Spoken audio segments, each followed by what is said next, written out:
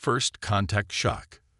The stars stretched and warped before snapping back into place as the GSV Thunderchild tore through the fabric of spacetime. The massive Warship, humanity's first true interstellar vessel, emerged from the void with a brilliant flash of blue-white energy. Its midnight black hull absorbed the distant starlight, making it appear like a moving shadow against the cosmic backdrop. On the command deck, Captain Alina Reyes stood with her hands clasped behind her back, dark eyes fixed on the main view screen. The alien diplomatic station grew larger as they approached, a massive structure of interlocking crystalline rings that rotated slowly, creating an ever-shifting geometric pattern that seemed to defy conventional engineering. Final systems check complete, Captain, reported Commander Jackson Way, her first officer. All systems nominal. Stealth protocols operating at 98% efficiency. Good. Reyes nodded, her expression revealing nothing of the anxiety churning in her stomach. 30 years of preparation had led to this moment. 3 decades since humanity had intercepted those first alien transmissions and realized they weren't alone in the universe. Instead of broadcasting their discovery, Earth's nations had come together, in secret, pooling resources and intellect to prepare for this inevitable meeting. "They're scanning us," announced Lieutenant Devi Sharma from the sensor station. "Multiple frequencies, most of which match our predictions from the intercepted transmissions." Reyes allowed herself a small smile. "Are they getting anything useful?" "No, Captain. The quantum absorption hull is working perfectly. They're only seeing what we want them to see." The bridge crew exchanged satisfied glances. The Thunderchild represented the pinnacle of human ingenuity, a vessel built not just for exploration, but for survival in a potentially hostile universe. Every system had redundancies. Every technology had been developed with an eye toward adaptability, rather than following established theoretical frameworks. "Captain, we're receiving a transmission," called Communications Officer Miguel Santos. "They're using a simplified mathematical sequence as a translation base. Our AI is already working on compatibility." "Put it on screen," Reyes ordered, straightening her already perfect posture. The view screen flickered, and the bridge crew fell silent. The alien that appeared was both familiar and utterly foreign, a bipedal being with iridescent scales covering its body and 4 arms that ended in 7-fingered hands. Its head featured a crown of sensory appendages and 3 large, compound eyes that reflected light like prisms. "Greetings, unknown vessel." The alien spoke, its mouth moving out of sync with the translated words. "I am High Consul Vrex of the Galactic Coalition. Your arrival is unexpected. We had classified your system as pre-spaceflight."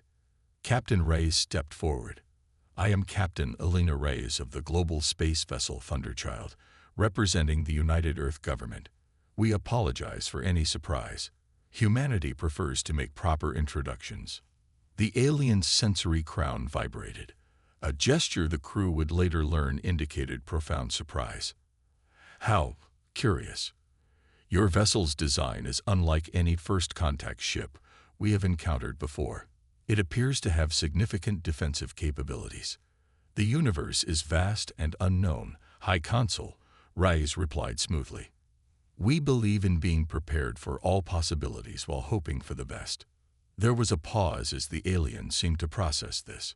"We would be pleased to welcome a delegation aboard our diplomatic station. This is most irregular, but not unwelcome." After the transmission ended, the bridge erupted in controlled excitement.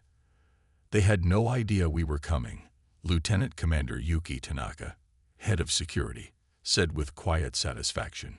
30 years of listening to their transmissions, learning their technologies and languages, all without them suspecting a thing. "Remember the mission," Reyes cautioned. "We're here to establish diplomatic relations from a position of strength, not to intimidate. Prepare the diplomatic team. Standard protocol, concealed sidearms, universal translators, and gift packages."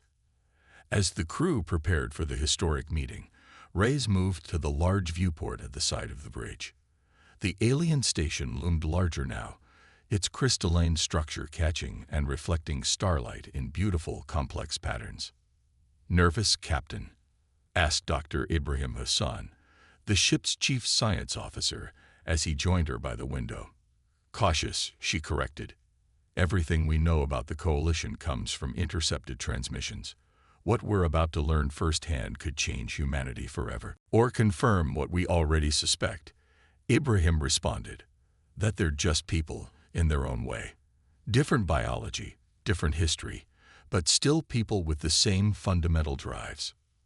Reyes nodded. "And some of those drives could be dangerous to us. Better they meet humanity as equals than as primitives to be guided or exploited." "Captain," called out Lieutenant Santos, "the station is sending docking instructions. They've assigned us to their main diplomatic bay, typically reserved for established coalition members." "Good sign." Reyes smiled slightly. "They're taking us seriously." As the Thunderchild maneuvered into the docking position, dozens of alien vessels of various designs moved in holding patterns around the station. Many had altered course specifically to observe the human ship. "Look at them," Y murmured. "We're the main attraction. Time to put on a show." "Then," Reyes replied. She turned to address the bridge crew. "From this moment forward, every one of us represents not just our own nations, but all of humanity. The impression we make today will echo through generations. Let's make sure it's the right one." The Thunderchild locked into place with a gentle shudder. Humanity had arrived on the galactic stage. High Consul Vrex led a delegation of 6 alien officials through the corridors of the Thunderchild. Captain Reyes watched their reactions carefully, the rippling of sensory appendages, the changing patterns in their scales, the constant exchange of glances. Earth's comprehensive analysis of intercepted transmissions had given humans insight into coalition body language. "Your propulsion system is unexpected," stated Science Minister Clavex, a slender alien with pale blue scales. "You achieve faster-than-light travel without dimensional folding."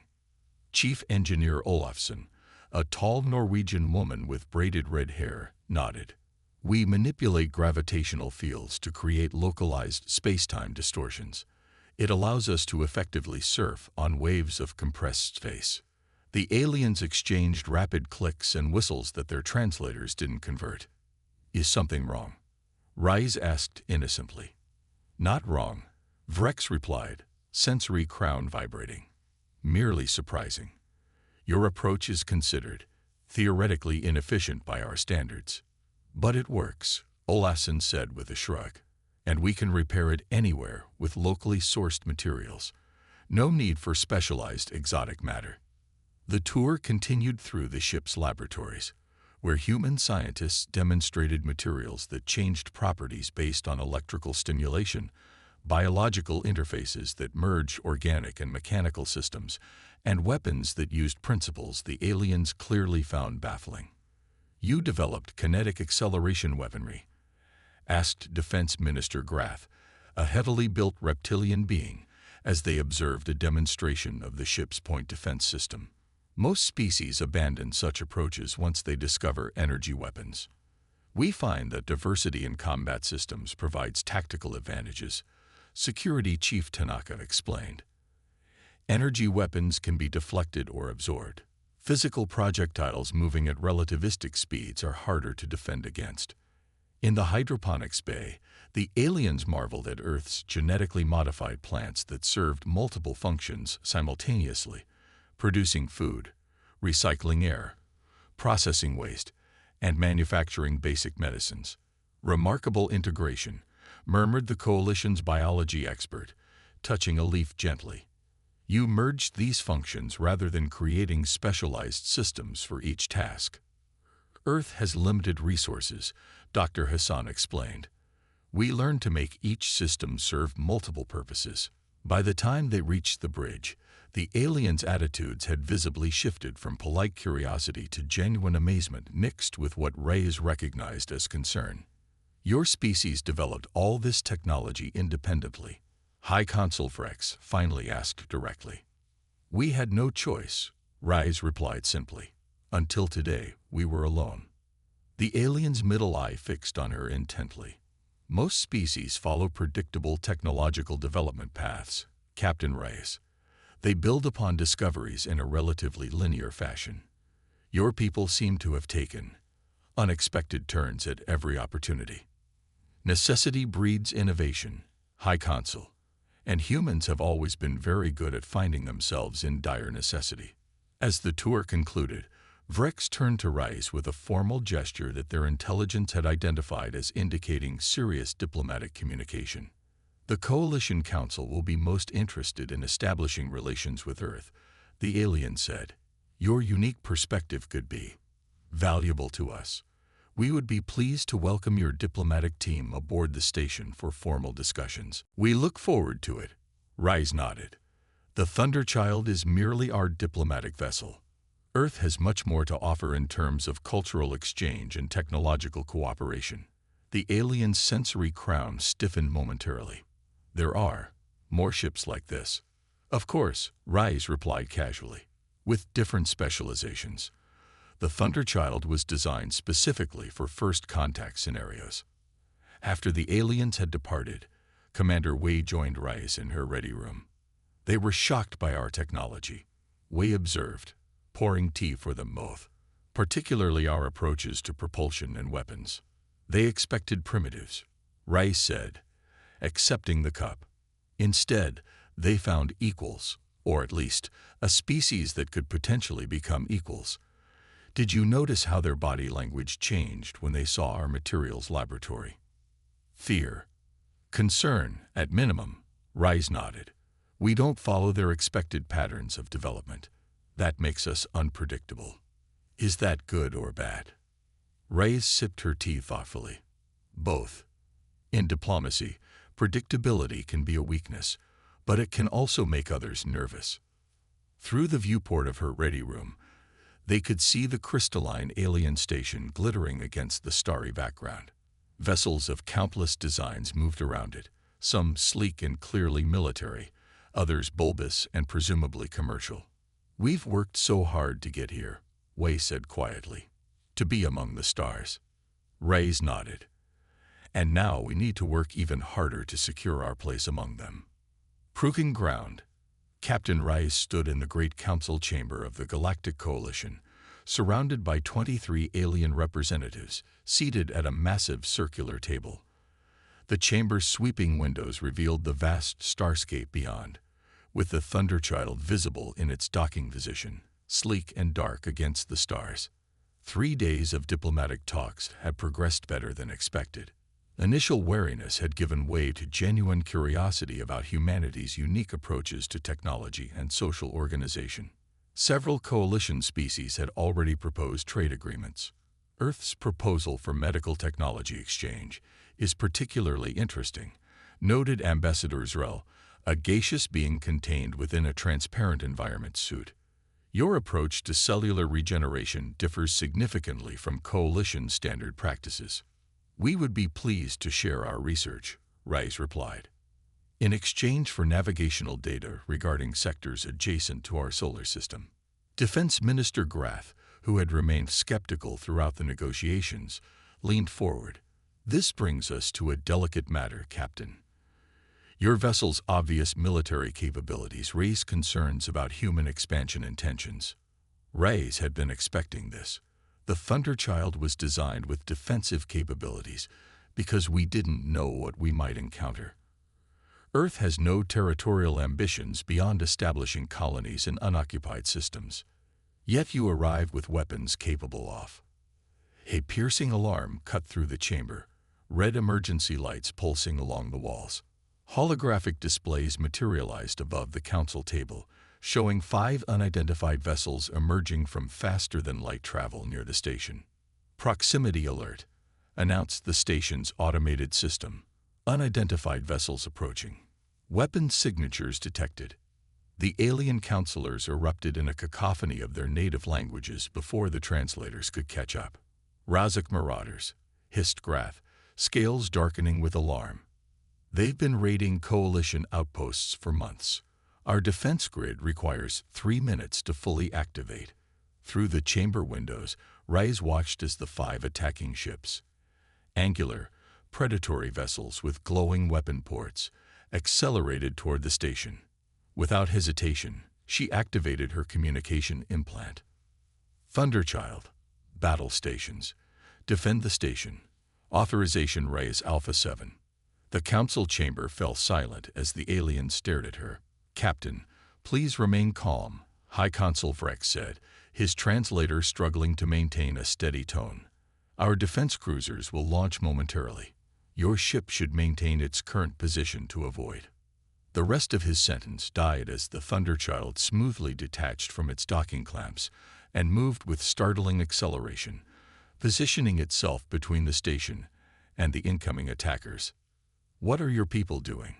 Demanded Clavex, the science minister. Your vessel cannot withstand concentrated fire from 5 Razak warships. Rise watched calmly as the situation unfolded. The Thunderchild was built for this. The attacking vessels opened fire first, energy beams lancing across space toward both the station and the human ship. The Thunderchild's defense systems activated instantly. Not the energy shields the Coalition species expected, but a layered defense incorporating electromagnetic countermeasures, physical nanomaterial barriers, and point defense systems. What happened next caused every alien in the chamber to fall silent in astonishment. Instead of returning fire with similar energy weapons, the Thunderchild launched dozens of small objects from ports along its hull. These objects accelerated to near-relativistic speeds, appearing as mere streaks of light before impacting the attacking vessels with devastating precision. Kinetic kill vehicles, Rise explained to the stunned council. Tungsten rods accelerated to a significant fraction of light speed. No energy shield can fully stop them. The first attacking ship spun out of control as multiple projectiles severed its main power distribution systems. The second and third vessels attempted evasive maneuvers, but the Thunderchild's targeting systems anticipated their movements with uncanny accuracy.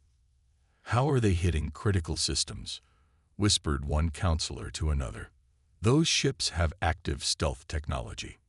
We look for thermal signatures and material density variations rather than energy emissions, Rise answered, having heard the question. Different approach, different results. The 4th Razak vessel managed to launch what appeared to be some form of missile toward the station. Before any of the counselors could react, the Thunderchild intercepted it with a precisely aimed energy pulse that caused the missile to detonate harmlessly in space. So you do have energy weapons, Vrex observed, his sensory crown pulsing with surprise. Of course, Rise nodded. We just don't rely exclusively on them. The 5th attacker, seeing its companions disabled, attempted to flee, its engines flaring as it prepared to jump to faster than light. The Thunderchild fired what appeared to be a small projectile that attached itself to the fleeing vessel's hull. Moments later, the Razak ship's engines shut down, leaving it drifting helplessly in space. Nanite disruptors, Rise explained to the astonished council. They infiltrate critical systems and temporarily disable them without causing permanent damage. Within minutes, the entire attack had been neutralized. None of the Razak ships had been destroyed, merely disabled and left unable to continue fighting. When the Coalition defense cruisers finally launched, they arrived to find the battle already over. In the council chamber, the assembled representatives watched in stunned silence. What they had just witnessed contradicted everything they believed about technological development and combat tactics. Your ship fought as though it has been at war for centuries, observed Zrel, their containment suits swirling with agitated gases. Humans prepare for the worst while hoping for the best, Rise replied simply. Our history taught us to be ready for anything. You disabled them rather than destroying them, noted Grath, his tone carrying newfound respect. Efficient and merciful. Destruction is easy. Control is harder, Rise answered, and we prefer to leave options open where possible. When the immediate danger had passed, High Consul Vrex approached Rise. The alien's body language had changed dramatically. a previously casual diplomatic stance replaced by a formal posture that Earth's analysts had identified as indicating profound respect. "Captain Reyes," Vrex began, "the Council finds itself in an unexpected position. Your species has demonstrated capabilities far beyond what we anticipated from a civilization making its first interstellar contact." "We had 30 years to prepare, High Consul," Reyes replied. "Once we intercepted your transmissions, Earth devoted considerable resources to ensuring we would enter the galactic community as equals, not as novices." Murmurs spread through the assembled counselors. "You intercepted and decoded our secure transmissions?" Clavex asked, sensory appendages vibrating with alarm. "Not all were secure," Reyes clarified diplomatically, "and humans are particularly skilled at pattern recognition and cryptanalysis." The aliens exchanged glances that, even without training, Reyes could interpret as concerned. "The Council must reconsider certain aspects of our proposed relationship," Vrex announced formally. "Humanity clearly belongs in the category of advanced spacefaring civilizations, not emerging ones. This grants different rights and responsibilities under coalition protocols. We would welcome such recognition." Reyes nodded. "Additionally," Graf added, stepping forward, "we would be interested in discussing a security cooperation agreement. The Razak marauders have been troubling this sector for some time. Your unconventional approach might prove effective against them." Reyes allowed herself a small smile. "Earth would be pleased to help patrol this sector as part of our integration into the galactic community. The Thunderchild and her sister ships could provide valuable support." The mention of sister ships caused a ripple of reaction through the council chamber, but none questioned it directly. The demonstration had been too convincing. Later, as Reyes prepared to return to the Thunderchild, High Consul Vrex approached her privately. "A remarkable first impression, Captain," the alien said, dropping into a more casual communication mode. "I must ask, was your arrival truly a diplomatic mission, or a calculated demonstration?" Reyes met the alien's three eyes steadily. "Why can't it be both, High Consul? Diplomacy works best when all parties understand each other clearly." Indeed, Vrex's sensory crown rippled in what Reyes had learned was amusement. "The Coalition has existed for 3,000 years, Captain. We have encountered many species, but few have surprised us as thoroughly as humans have today. I suspect this is merely the beginning of a most interesting relationship." As Reyes boarded the shuttle back to the Thunderchild, she reflected on how completely the dynamic had shifted. Humanity had entered the galactic community not as supplicants or curiosities, but as equals worthy of respect and perhaps a healthy dose of caution. The stars beyond the viewport seemed brighter somehow. Humanity's future among them was uncertain, but for the first time, Reyes felt confident it would be on their own terms. "Message from Earth Central Command, Captain," reported Commander Wee as she returned to the bridge. "They're asking for a preliminary report on first contact." Reyes smiled. "Tell them mission accomplished. Humanity has made quite an entrance." The Thunderchild's engines hummed softly as they prepared for their next assignment, the first of many in humanity's new role among the stars.